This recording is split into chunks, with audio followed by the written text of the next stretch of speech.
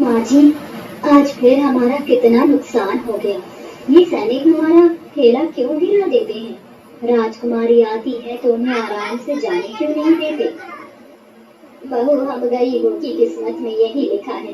काश कभी राजकुमारी हमारे भी ठेले का मोमोज खाती और हमें भी सोने की मुद्रा देती। माँ जी, अगर ऐसा होता तो हमारी किस्मत ही बदल जाती। मैं अपने राजू की स्कूल की फीस भर पाती, अपना अस्पताल में सही से चेकअप करवा पाती और अपने विकलांग पति का इलाज करवा पाती। सभी ठेले वाले दूर खड़े आपस में बात कर रहे होते हैं। कुछ देर बाद राजकुमारी कोमल दुकान से बाहर आती है और एक बार फिर अपने रथ पर सवार होकर अपने सैनिकों के साथ राजमहल जाती है। अब इसी तरह कुछ दिन बीत जाते हैं और एक दिन। दासी, तुम्हें पता है आज 3 दिन हो गए हमने मोमोज नहीं खाया। हम सोच रही है कि हम अभी जाकर माँ और पिताजी से बात करें। पर राजकुमारी, महाराज और महारानी चाहते हैं कि आप सिर्फ हफ्ते में एक ही दिन मोमोज खाएं। दासी, सब कुछ हमारे माता पिता के हिसाब से नहीं हो सकता। वो हमारे खाने पर पाबंदी नहीं लगा सकते। हम अभी जाकर बात करते हैं उनसे। माँ, पिताजी, हमें मोमोज खाना है। सैनिकों को आदेश दे दीजिए कि वो हमें मोमोज खिलाने के लिए बाहर ले जाएं। पुत्री, 2 दिन पहले ही तुमने मोमोज खाया था। बाहर का मोमोज खाना तुम्हारी सेहत के लिए अच्छा नहीं है। हमें कुछ नहीं पता, हमें आज ही मोमोज खाना है। अगर आज आपने हमें मोमोज नहीं खाने दिया तो हम 2 दिनों तक खाना नहीं खाएंगे। राजकुमारी मुंह बनाकर अपने कक्ष में चली जाती है, जहाँ एक तरफ महाराज विराज अपनी जान से प्यारी पुत्री की जिद के सामने हार जाते हैं, तो वहीं गरीब घर में आशा और रीना मोमोज बना रही होती है। माँ, मुझे बहुत डर लग रही है। मेरे पास चप्पल भी नहीं है और न ही स्वेटर है। आप मेरे लिए एक स्वेटर और चप्पल लेकर आओ। बेटा, पापा की तबीयत ठीक नहीं है। देखो, वो बिस्तर पर बीमार पड़े हैं। पहले पापा को ठीक होने दो, फिर तुम्हारे लिए चप्पल और स्वेटर भी ले आएंगे।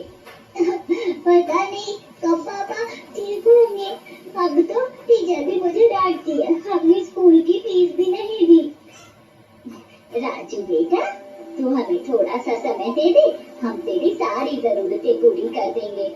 जब से रीना की पति अर्जुन की तबीयत खराब हुई थी, तब से उनके घर की आर्थिक स्थिति पूरी तरह से बिगड़ गई थी।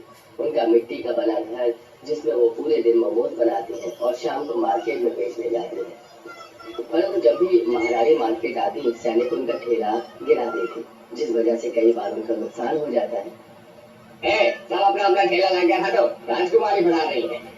हमारा ठेला मत गिराओ, बहुत नुकसान हो जाता है और मेरी बहू गर्भवती है। अगर उसे चोट लग गई तो हम आराम से अपना ठेला हटा लेंगे। जल्दी हटा लो, वरना महाराज से शिकायत कर दूंगा। इतना बोलकर सैनिक आशा और रीना के ठेले के साथ साथ आसपास के कुछ और लोगों का ठेला गिरा देते हैं और राजकुमारी कोमल रथ में एक बड़ी सी मोमोज की दुकान में आती है, जहाँ बहुत ही स्वाद लेकर मोमोज खाती है। ये देख एक औरत जो चाउमीन का ठेला लगाती है, वो रीना और आशा से कहती है, इतनी ठंड में भी राजकुमारी हर दूसरे तीसरे दिन मोमोज खाने के लिए आ जाती है। सोचो बहन, राजकुमारी को मोमोज कितने पसंद हैं।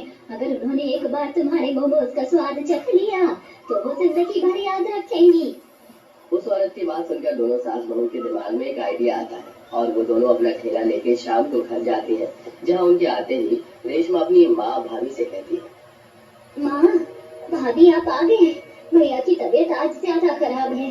हाँ, आप आज भी रजाई नहीं लेकर आए।